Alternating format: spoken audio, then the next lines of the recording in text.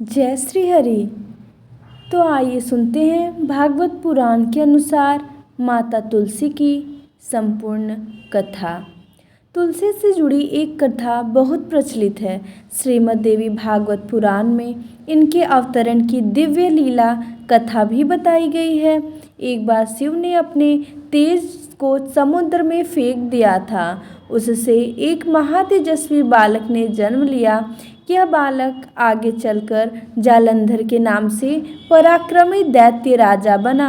इसकी राजधानी का नाम जालंधर नगरी था। दैत्यराज कालनेमी की कन्या वृंदा का विवाह जालंधर से हुआ। जालंधर महाराक्षस था। अपनी सत्ता के मद में चूर उसने माता लक्ष्मी को पाने की कामना से युद्ध किया, परंतु समुद्र से ही उत्पन्न होने के कारण माता लक्ष्मी ने उसे अपने भाई के रूप में स्वीकार किया। वहां से पराजित होकर वह देवी पार्वती को पाने की लालसा से कैलाश पर्वत पर गया। भगवान देवाधिदेव शिव का ही रूप धरकर माता पार्वती के समीप गया, परंतु माँ ने अपने योग बल से उसे तुरंत पहचान लिया तथा वहां से अंतर्ध्यान हो गई। देवी पार्वती ने क्रुद्ध होकर सारा वृत्तांत भगवान विष्णु को सुनाया। जालंधर की पत्नी वृंदा अत्यंत पतिव्रता स्त्री थी। उसी के पतिव्रत धर्म की शक्ति से जालंधर न तो मारा जाता था और न ही पराजित होता था।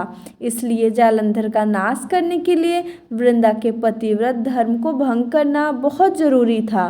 इसी कारण भगवान विष्णु ऋषि का वेश धारण कर वन में जा पहुँचे, जहाँ वृंदा अकेली भ्रमण कर रही थी। भगवान के साथ दो मायावी राक्षस भी थे, जिन्हें देखकर वृंदा भयभीत हो गई। ऋषि ने वृंदा के सामने पल में दोनों को भस्म कर दिया।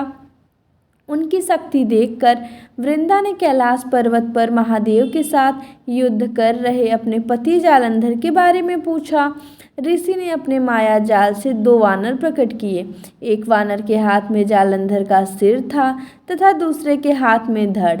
अपने पति की यह दशा देखकर वृंदा मूर्छित हो गई, गिर पड़ी।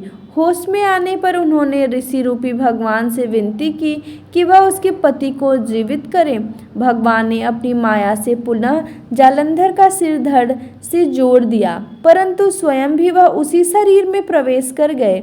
वृंदा को इस छल का जरा आभास न हुआ।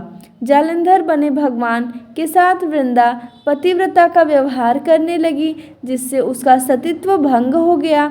ऐसा होते ही वृंदा का पति जालंधर युद्ध में हार गया। इस सारी लीला का जब वृंदा को पता चला तो उसने क्रुद्ध होकर भगवान विष्णु को शिला होने का श्राप दे दिया तथा स्वयं सती हो गई। जहाँ वृंदा भस्म हुई वहाँ तुलसी का पौधा उगा। भगवान विष्णु ने वृंदा से कहा, हे वृंदा, तुम अपने सतीत्व के कारण मुझे लक्ष्मी से भी अधिक प्रिय हो गई हो। अब तुम तुलसी के रूप में सदा मेरे साथ रहोगी।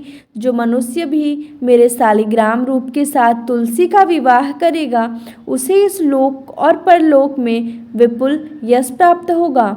जिस घर में तुलसी होती है वहाँ यम के दूत भी असमय नहीं जा सकते।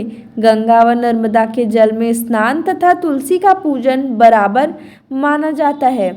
चाहे मनुष्य कितना भी पापी क्यों न हो, मृत्यु के समय जिसके प्राण मंजरी रहित तुलसी और गंगा जल मुख में रखकर निकल जाते हैं, वह पापों से मुक्त होकर बैकुंठ धाम को प्राप्त होता है। जो मनुष्य तुलसी व आंवले की छाया में अपने पितरों का श्राद्ध करता है, उसके पितर मोक्ष को प्राप्त हो जाते हैं। उसी दैत्य जालंधर की यह भूमि जालंधर नाम से विख्यात है। सती वृंदा का मंदिर मोहल्ला कोट किशनचंद में स्थित है। कहते हैं कि इस स्थान पर एक प्राचीन गुफा थी जो सीधी हरिद्वार तक जाती थी। सच्चे मन से 40 दिन तक सती वृंदा देवी के मंदिर में पूजा करने से सभी मनोरथ पूर्ण होते हैं। जय श्री हरि।